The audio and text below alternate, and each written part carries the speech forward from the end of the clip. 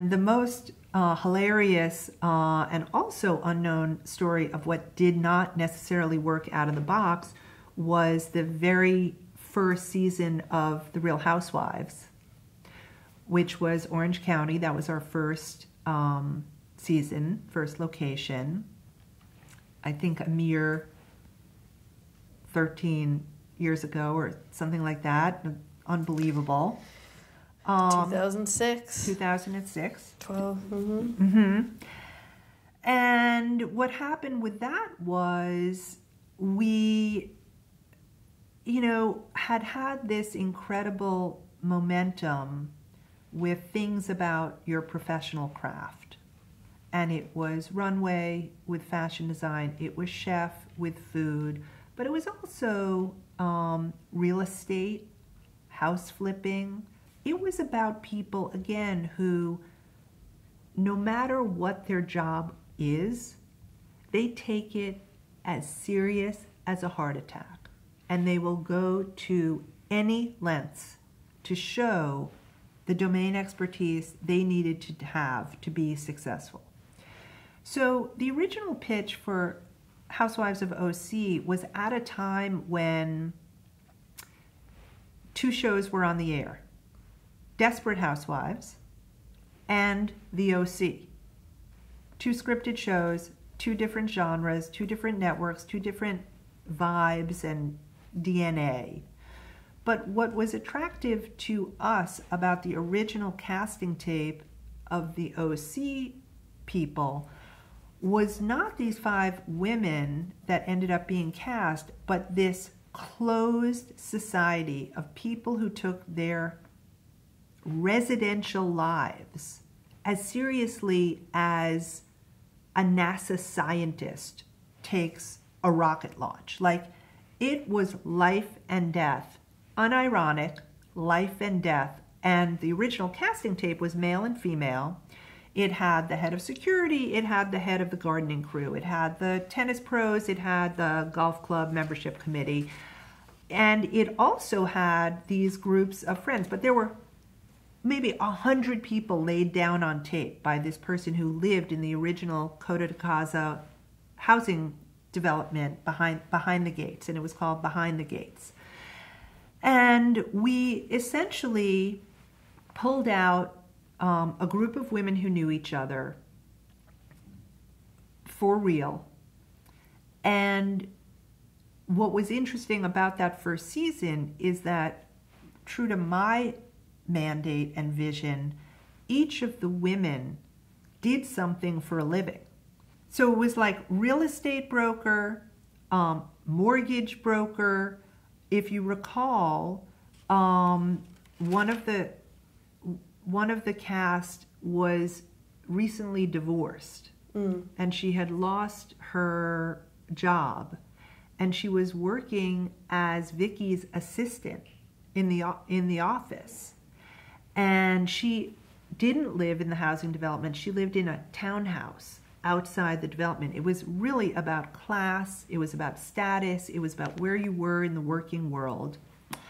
And it was also really terrible in its first iterations coming out of the cutting room. We cut the order, I think, from 10 to 8 or 8 to 6.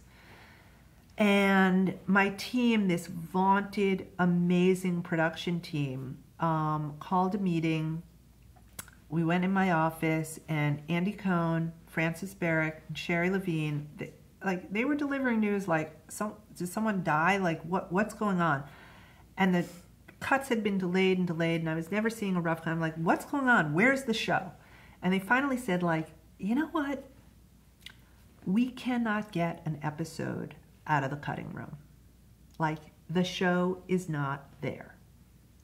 And I'm like, what? This is like runways finally taking off, right? We're sort of dealing with Chef and how that's going to happen, and not wanting to be a competitive reality network, and a million things. And they go, yeah, it's not coming together. So we have 2 choices: kill the show, or we really need to spend a little money and go back in the field and make this into a television show because we don't have it. And I'm like, how much is that going to be? And I think at the time, you know, it might as well have been $1 billion. It sounded like so much given our budgets and my tightly constrained programming budget. And I think the actual amount was $140,000, right? It's like, you know, pocket change for a network that I could find in this chair. And so I said, okay, here's my decision. You can have the money, we'll find it. But I really believe in this concept. We'll eke out our 6 episodes. Let's call it The Real Housewives of Orange County, because this is never going to see a second season. And I'll give you extra money to start casting in our next city. So go figure out what city you want to go cast in. You can have your money, get those 6 episodes, and then we'll move on. And this is going to be a traveling franchise. Real Housewives of Orange County, Real Housewives of City Number 2, and they're going to be 1 season, one and done looks at these groups of working women. And that's how we're going to do this show. So what gave you why did you want to do that and expand it when you were having such a struggle finding the narrative in that footage, the early footage? Because the concept was right, but these were really casting dependent shows. I knew that. And the producer of the original OC who brought in that casting tape was not really a television producer, so we had to layer on a real production company. Like, it was a lot of learning. You don't pilot anything. And I just thought, it's going to work, just not with this cast, not in that town. We'll get it on the air. We'll tell ad sales something. And by the time it's there, we're going to have this amazing cast. And so what happened was OC premiered, and we really only had 6 barely episodes. It did okay, and then it really started to grow. Like, it really caught on the way a cable show is supposed to catch on. We did have a phenomenal marketing campaign. We had enormous arguments internally whether ABC was going to come after us for the name, The Real Housewives. Because you even had talk about the intro you did was a... So it's the 5 women in the cast, and they're all dressed similarly, and they all, you see like the Coto de Casa gates kind of closing behind them, and each woman at the end holds out an orange, a sliced orange, which was the mark of the Real Housewives of Orange County. And the quote that is attributed to me, that I don't exactly remember saying, but there are people who will swear on a Bible. The word came back from our legal department like, you cannot have an orange in their hands because the desperate housewives are holding this apple. And the quote that's attributed to me is, you can tell them that ABC doesn't own fruit.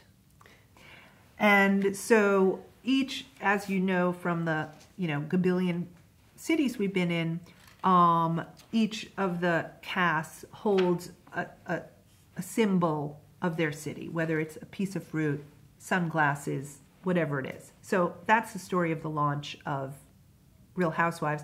And I don't think we would have had the conviction that the shows we thought should do well would do well unless we had had the runway experience.